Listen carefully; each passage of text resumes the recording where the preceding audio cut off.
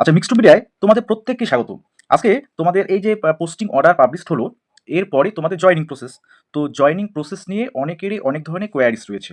তো সেই সমস্ত কোয়ারিজ নিয়েই আজকে আলোচনা, অর্থাৎ তোমাদের জয়েনিং প্রসেসে কোন কোন বিষয়গুলো, যেমন তোমাদের মেডিকেল ফিটনেস করার ক্ষেত্রে এই যে গ্রিফস যে চালানটা, অর্থাৎ টিআর চালান যেটাকে বলা হচ্ছে, সেই টিআর চালানটা কোথা থেকে কাটবে সেটা যেমন থাকছে।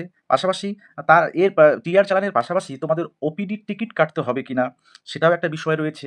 পিভিআরের যে ফরম্যাটটা সেটা কীরকম হয় এবং সেখানে কী কী বিষয় বা কী কী ডকুমেন্টস লাগবে, কখন সেটা হবে, সেগুলো অত্যন্ত গুরুত্বপূর্ণ। অবশ্যই তোমরা ভিডিওটা শেষ পর্যন্ত দেখবে। সমস্ত কিছু যা যা ডকুমেন্টস তোমার দরকার হয় ডিটেলস কিন্তু এই ভিডিওতে আজকে আলোচনা করবো। ওকে, আচ্ছা, অবশ্যই ফার্স্ট টাইম তোমরা যারা আছো সাবস্ক্রাইব করে ভিডিওটা একটু শেয়ার করবে। ঠিক আছে, দেখো তোমাদের প্রথমে আসি। আমি বলেছিলাম যে পোস্টিং অর্ডার পাবলিশড হয়ে গেল, তার মানে তোমাকে এবার যেতে হবে কোথায়?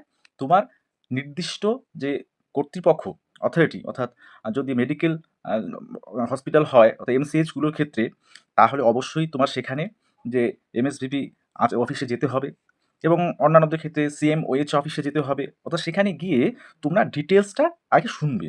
অবশ্যই অর্ডারের ফার্স্ট যে কপিটা, ফার্স্ট ফ্রন্ট পেজটা, ফার্স্ট পেজ, আর তোমার নাম যেটা আছে যেখানে, সেটা অবশ্যই কিন্তু তোমার নিয়ে যেতে হবে। এবার সেখানে গেলে অনেককে যেমন বলছে, তো আহ, সবার প্রথমে যে বিষয়টা আসে সেটা হচ্ছে এই যে তোমাদের মেডিকেল ফিটনেসের বিষয়টা। তো মেডিকেল ফিটনেস তোমাকে করতে হবে। তো মেডিকেল ফিটনেস যেহেতু পোস্টিং অর্ডার পাবলিশড, তুমি মেডিকেল ফিটনেস অবশ্যই করতে পারো। তবে অবশ্যই তার আগে সেই নির্দিষ্ট যে অফিসে তোমার, যেখানে তোমার পোস্টিং, তার রেসপেক্টে যে কর্তৃপক্ষ আছেন যিনি, সেখানে আগে গিয়ে ডিটেলস শুনে আসতে হবে, বা সেখানে যদি কোনো ফরম্যাট দেয় তাহলে অবশ্যই সেগুলো নিয়ে আসবে।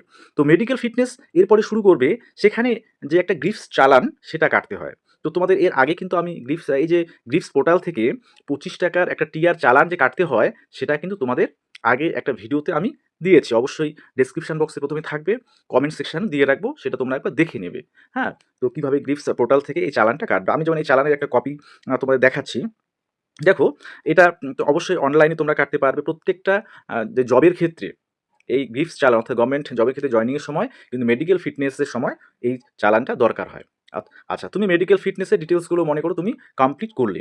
আচ্ছা, এবার তোমাকে এই যে গ্রিফস পোর্টাল থেকে 25 অর্থাৎ 25 টাকার একটা চালান কাটতে হবে। তুমি যে কোনো মোবাইল থেকে করতে পারো বা অনলাইন কোনো ক্যাফে থেকে করতে পারো। তো সেখানে ডিটেলস আমি যে ভিডিওটা দিয়েছি সেটা একবার দেখে নেবে। এখানে এই বিষয়গুলো থাকে। দেখো, এরকম ফরম্যাটটা অনেকটা হবে। Payment mode, online payment, SBI details সেখানে বলা আছে। ব্যাংক গেটওয়ে থেকে মেথড, এই যে পেমেন্ট রেফারেল নাম্বার, সেখানে কিন্তু এটা কিন্তু দরকার আছে। আচ্ছা, payment successful, this refer ID দেওয়া আছে। তো এটা হচ্ছে গ্রিফস যে পোর্টাল থেকে তুমি টিআর যে চালান যেটাকে বলা হচ্ছে, এটা তার হচ্ছে একটা স্যাম্পল কপি। ওকে, আচ্ছা, এবার আর কি কি থাকছে এই চালান করতে, দেখো আমি দেখিয়ে দিচ্ছি তোমাদের। আচ্ছা, এবার দেখো এই যে এই চালানের পরের দিকে দেখো কি বিষয়গুলো থাকে। সেটা হচ্ছে এই যে ডিপোজিটরস নেম। তোমরা যখন গ্রিফস চালানটা কাটবে তখন তোমার নাম দিতে হবে, অ্যাড্রেস দিতে হবে, মোবাইল নাম্বার দেবে, হ্যাঁ, ডিপোজিটের স্ট্যাটাস, হ্যাঁ, মানে তোমরা ডিপোজিটার যে টাকাটা তোমরা দিচ্ছ, জমা করছো। আচ্ছা, এটা নম্বর থাকবে, হ্যাঁ, নাম আবার থাকবে, অ্যাড্রেস ডিটেলস থাকবে। এবার হচ্ছে এই যে বিষয়টা পিরিয়ড ফ্রম, পিরিয়ড টু, এটা তোমরা মেডিকেল ফিটনেস যে টেস্টগুলো, অর্থাৎ যেদিন তুমি মেডিকেল ফিটনেস করতে যাচ্ছ কোনো জেনারেল ফিজিশিয়ানকে দেখালে, তো সেই ডেটটা থেকে শুরু করে তোমাদের জয়েনিংয়ের যে লাস্ট ডেট তোমাদের 31 মার্চ, হ্যাঁ, সেই অবধি দিতে পারো। বা 1-1.5 মাস, মোট কথা টাইমটা, যে টাইম যে স্প্যানটা, সেই সময় 1-1.5 মাস ডিফারেন্সে রাখবে।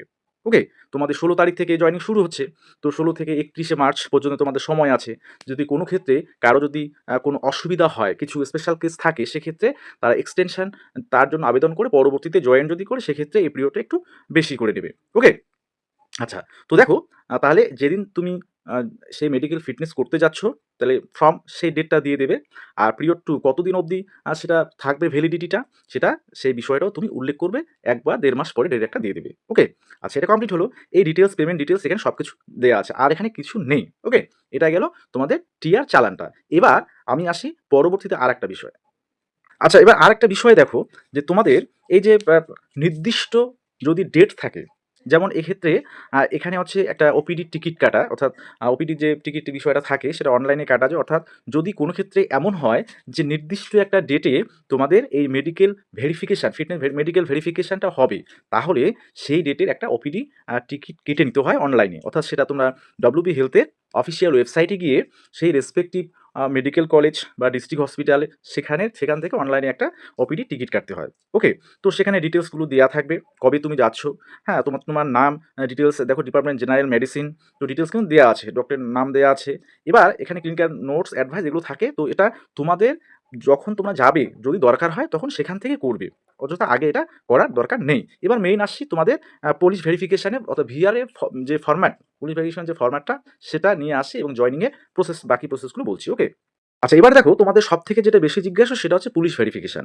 এটাও কিন্তু খুব একটা ভাইটাল। তোমাদের 30 দিনের মধ্যে পুলিশ ভেরিফিকেশন সাকসেসফুলি কমপ্লিট করতে হবে। তো সেটার দায়িত্ব শুধু যে তোমার একার সেটা নয়, সেটার দায়িত্ব যেমন তুমি যেখানে জয়েন করছো সেখানকার কর্তৃপক্ষের দায়িত্ব আছে, পাশাপাশি লোকাল থানা তাদের দায়িত্ব সেটা। ওকে, তো সবার দায়িত্ব। এবার তোমাকে কি করতে হবে, তোমাকে এরকম একটা ফরম্যাট দেবে পুলিশ ভেরিফিকেশন রোল, অর্থাৎ তোমার যে পুলিশ ভেরিফিকেশন ফরম্যাটটা, তো এখানে কী কী করতে হবে বা কী কী দরকার আছে, কী কী ফিল আপ করতে হবে, এটা একটা ফর্ম।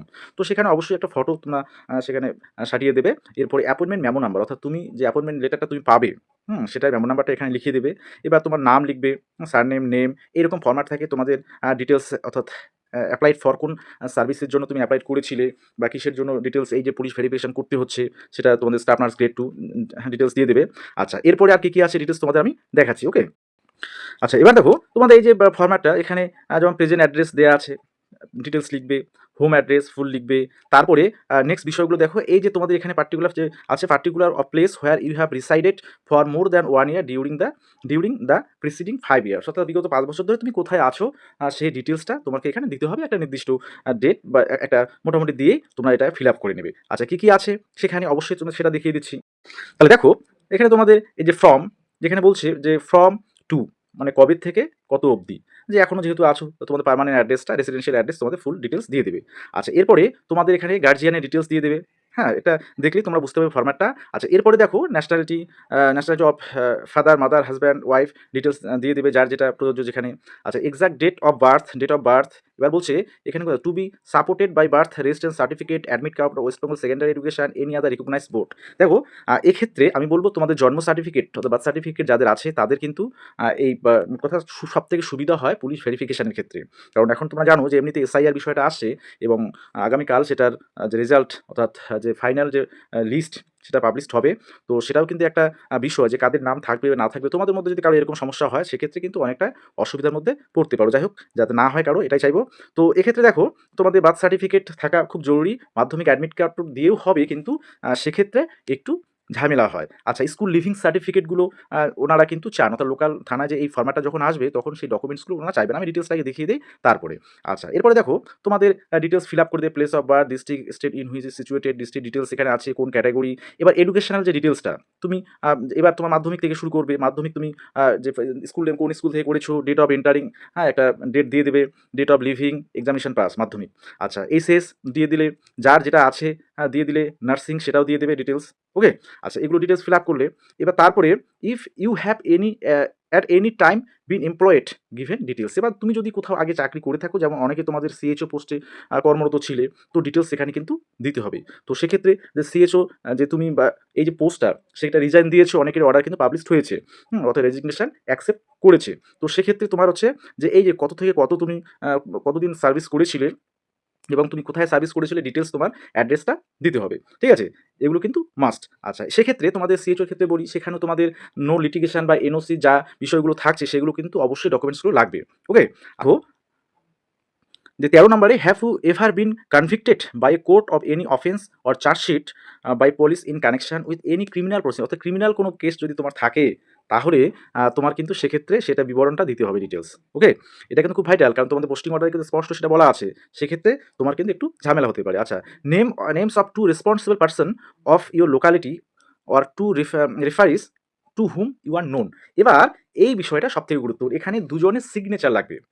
রেসপন্সিবল পার্সন, তো সেটা হতে পারে তোমার ফ্যামিলি মেম্বার বাদ দিয়ে বাকি তোমার পাড়া প্রতিবেশীর মধ্যে বা যে কোনো তোমার আত্মীয় স্বজনের মধ্যে যে কাউকে এখানে তোমাদের মোট কথা তোমার লোকালিটির মধ্যে দুজনের এখানে নাম দিতে হবে ডিটেলস। ওকে, আচ্ছা, দিয়ে তোমাদের কিন্তু এই যে সিগনেচার অফ দ্য ক্যান্ডিডেট এখানে দেখতে পাচ্ছ নিচের দিকে, ডেট এটা দিতে হবে এবং এখানে ডিটেলস দেওয়া আছে যে I clarified that the foregoing information are correct and complete to the best of my knowledge and I believe I am not aware of any circumstances which might inspire my fairness for employment under West Bengal this যেটা education ডিপার্টমেন্টে ছিল। তো এক্ষেত্রে তোমাদের এই বিষয়টা থাকছে, অর্থাৎ একটা ডিক্লারেশনের মতো।